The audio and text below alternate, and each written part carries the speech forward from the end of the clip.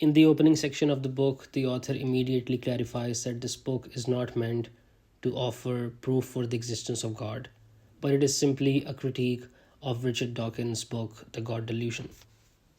The author, Zain Mankani, says that he began reading Dawkins' book in order to familiarize himself with the arguments of atheists.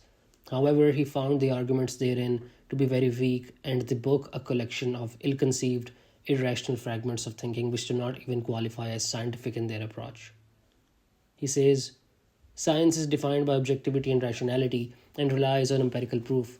A book that is clearly grounded in prejudice and ignores rational proofs cannot be termed a scientific work. Moreover, in a post-positive world, one must be cognizant of the fact that empirical evidence is not always quantitative, but may be qualitative as well. Hence, to view the world in a purely positivist way and to ignore qualitative evidence is in itself a sign of regression and rejection of reality. It is these factors that make Dawkins' book unscientific, as the reader will surely affirm." The book has been organized in such a way that the author has taken up each chapter in the book and critiqued it in order. So each chapter critiques the corresponding chapter of Dawkins' book. The author also mentions that despite his intention to avoid quoting verses from the Quran and other scriptures, he has ended up quoting it extensively. He says that the reason he was reluctant to quote the Quran was that his objective with this book was to provide a critique of the logic of the arguments presented in the original book, and it is clear that scripture cannot be cited when arguing on the basis of logic. However, since many of Dawkins' arguments are about religious injunctions in the Bible or about how role models are presented in scripture, it became important to provide textual evidence to show that the argument is either based on selective reading or something that cannot be applied universally to all scriptures and all religions. Another reason for this was to present the complete picture of scriptural references, as Dawkins often quotes a verse and uses it out of context to present a misleading narrative. However, the author believes that verses should ideally not be read in isolation, but in the context of preceding and following verses, and even in relation to other verses mentioned elsewhere in the Quran that deal with the same subject, as quoting verses in isolation leads to a very superficial understanding of religion. Hence, he has cited the scripture several times to present a true picture of religion based on the primary source. Coming to the preface of the book, the author talks about the opening section of the original book, The God Delusion by Dawkins, where Dawkins makes it clear that his book is meant to help people leave religion, and he suggests 4 reasons why people would aspire to give up their religious beliefs.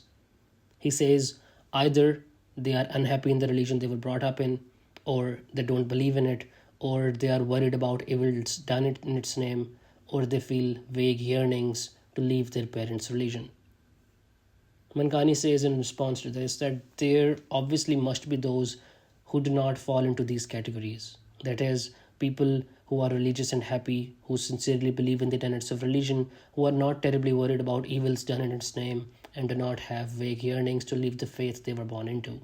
And we may safely assume that Dawkins is not addressing this group. Analyzing each category in detail, the first category includes people who are unhappy in the religion they were brought up in. This, according to Dawkins, is a good enough reason to give up on religion. However, there is an inherent assumption here that religion was meant to ensure happiness, and therefore, if you are not happy in your life as a faithful member of the religion to which you subscribe, it's time to give it up.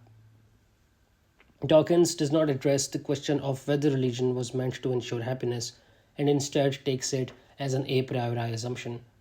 While the author suggests that if we look at the lives of the prophets of God, we observe that even they did not lead very happy lives. Rather, they were always challenged and persecuted by the enemies of God. They were cast into the fire or forced into exile. At the very least, they were mocked and ridiculed by the people they were sent to guide.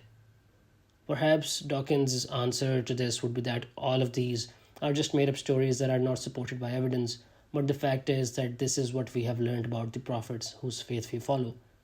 And it is clear that from their accounts, whether true or false, that they lived very challenging lives besought with fear, disappointment, anger, pain, and agony. No one who has read those stories can assume that following the path of God is without challenges. Then the more natural, rational, and scientific conclusion one can draw on reading the accounts of the lives of the prophets of God is that the objective of religion is something other than happiness. We may also give Dawkins the benefit of the doubt and take an alternative meaning to his statement. That means only people who are unhappy with the faith and not unhappy in a general sense. Even so, the solution proposed by Dawkins is rather extreme, where he says that if you are unhappy with the religion, don't just leave your religion, but leave religion altogether. It is quite probable that those who are unhappy in the religion they were born into are unhappy because they no longer find those particular beliefs meaningful, and they may find something that resonates with them in another faith. There is nothing wrong in converting from one religion to another, or even to go on moving from one belief system to another until one feels he or she has come upon the truth. But Dawkins does not afford them the luxury of that rational investigation. It is either the religion of your forefathers or no religion at all. There is no third option with him. If anything, the scientific approach would be to investigate as many belief systems as one can before deciding whether any of them ring true or all of them are false. Next, the second group that Dawkins is targeting are those who do not believe in the tenets of the religion they currently subscribe to. They may be unhappy, in which case their case is similar to the first group, or they could be happy but skeptical. If they are skeptical, again they are given only one choice by Dawkins: leave religion and become a proud atheist. There is no question of converting to another faith. A Christian or a Jew who no longer believes in the articles of Christianity or Judaism has no option to convert to Islam or Buddhism or whatever other religion that may appear to him to be closer to the truth. He must denounce all religions and adopt atheism, according to Dawkins. The third group of potential atheists on Dawkins' list are those who are worried about evils done in the name of religion. As examples of such evils, Dawkins cites the WTC, terrorist attacks on 9/11, the Crusades, witch hunts, honor killings, etc. Surprisingly, he also throws in the partition of the Indian subcontinent, which happened at the end of Britain's colonial occupation of India.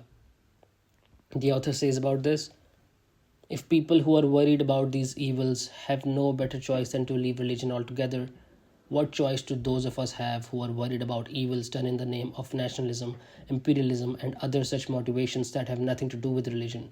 Where should we go? What part of our existence can we take exit from? The final group is those who feel vague yearnings to leave their parents' religion.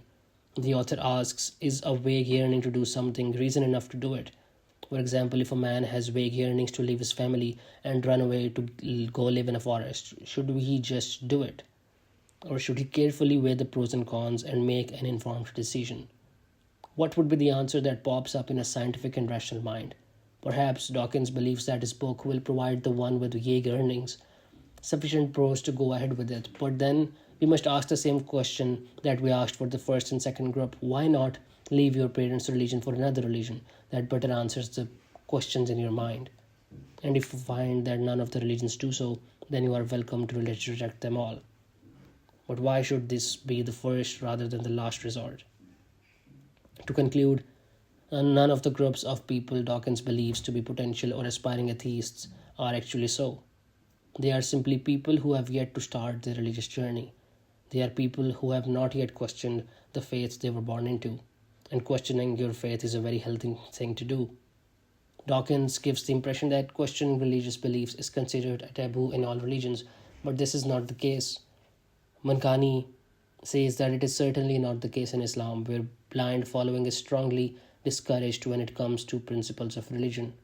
In fact, the Holy Quran repeatedly condemns those who adhered to polytheism on the argument that that was the religion of their forefathers, and even accepting that which is presented as divinely revealed without scrutiny is not virtue in the eyes of God.